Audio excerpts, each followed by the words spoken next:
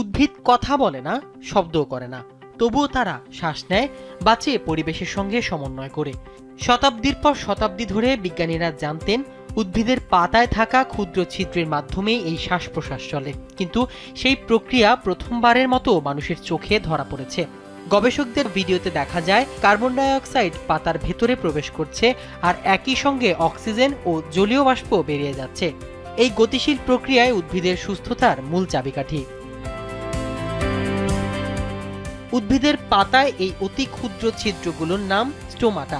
অনেকেই একে উদ্ভিদের মুখও বলে থাকেন। স্যান্ডেলিনা সো, রূপচর্চায় আভিজাত্য। এই স্টোমাটার মাধ্যমেই উদ্ভিদ কার্বন ডাই অক্সাইড গ্রহণ করে, অক্সিজেন ও জলীয় বাষ্প নির্গত করে। গ্যাস গ্রহণ আর পানি ক্ষয় এই দুইয়ের মধ্যে নিখুঁত ভারসাম্য বজায় রাখে স্টোমাটা। পাতার ক্লোজ আপ অ্যানিমেশনের মাধ্যমে স্টোমাটার খোলে ও বন্ধ হয়।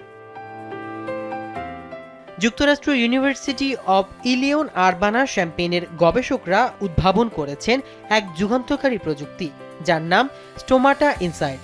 এই যন্ত্রের সাহায্যে নিয়ন্ত্রিত পরিবেশে উদ্ভিদের শ্বাস প্রশ্বাস প্রক্রিয়া সরাসরি পর্যবেক্ষণ করা সম্ভব হচ্ছে। এই প্রযুক্তি ব্যবহার করা হয়েছে উচ্চ রেজলিউশনের কনফোকাল মাইক্রোস্কোপ, অত্যন্ত সংবেদনশীল গ্যাস পরিমাপক ব্যবস্থা এবং উন্নত মেশিন লার্নিং সফটওয়্যার।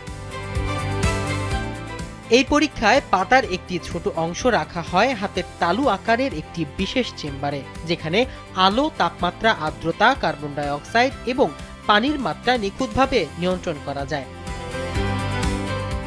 চমকপ্রদ এই আবিষ্কার কৃষি বিজ্ঞানে আনতে পারে বিপ্লব, কারণ স্টোমাটার কার্যপ্রণালী বোঝার মাধ্যমে বিজ্ঞানীরা এমন ফসল উদ্ভাবন করতে পারবেন যা কম পানিতে টিকে থাকবে, খরা সহনশীল হবে এবং উৎপাদন বাড়বে।